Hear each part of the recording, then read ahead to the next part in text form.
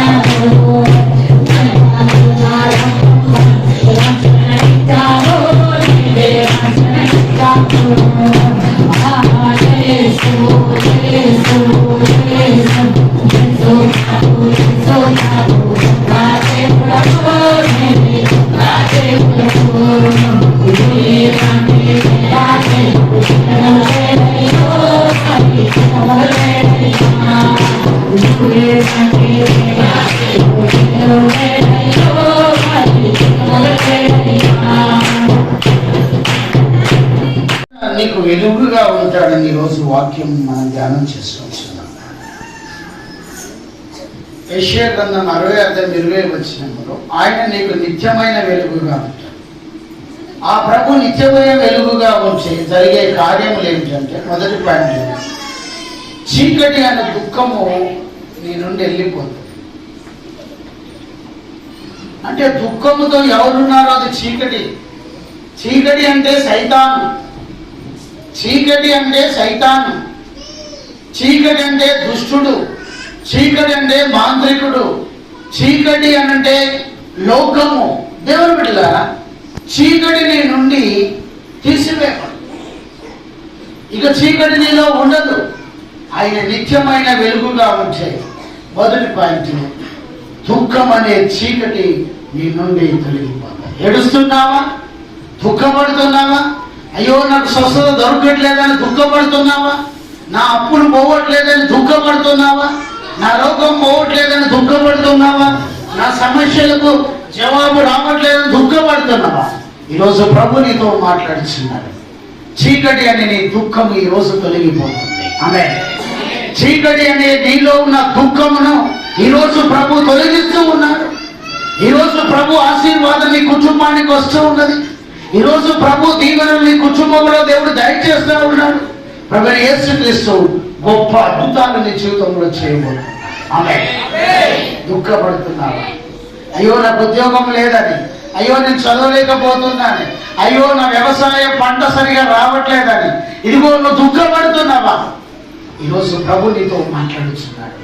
నీ దుఃఖము నాట్యముగా మారింది. చూడండి, 30వ కీర్తన 5వ వచనంలో ఒక మాట ఉంది, చదువుకున్నారు. కీర్తన 30వ కీర్తన 5వ వచనం చదవండి.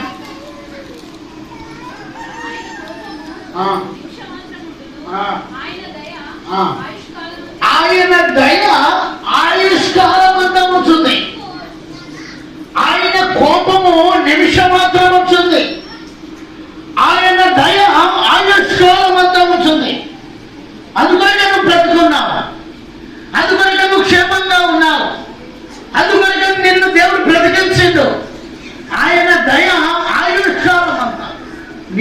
జీవిత కాలం అంతా దేవుని గ్రేస్ ఉంటుంది, ఆయన కృప ఉంటుంది, ఆయన నిన్ను క్షమిస్తా ఉన్నాయి. ఒకవేళ ఆయన శిక్షించాలంటే నువ్వు ఎప్పుడో చనిపోవాలి. అంటే మన పిల్లలు చిన్న మాట చెప్తే వినకపోతేనే మనం ఎంతో కొడతాం, దండిస్తాం. అదే దేవుడి దృష్టిలో నువ్వెన్నో పాపాలు చేస్తున్నావు, ఎన్నో పొరపాట్లు చేస్తున్నావు, ఎన్నో రకాలుగా నువ్వు తప్పిపోతున్నావు. కనుక ఆయన వాక్యం సెలవిస్తున్నది, ఆయన దయ ఆయుష్కాలం అంతా, ఆమె నీ జీవితం అంతా, నీ లైఫ్ అంతా ఆయన దయ ఉంటుంది, ఆయన గ్రేస్ ఉంటుంది, ఆయన కృప ఉంటుంది. కనుక నువ్వు బ్రతికున్నావు. అందుకొరకే ఈ రోజు మీ చీకటి వెలుగుగా మారిపోతున్నది. ఆమె ఈ రోజు మీ చీకటి తొలగిపోతున్నది. ఆమె అదే 30వ కీర్తన 10-11 చదవండి. 10-11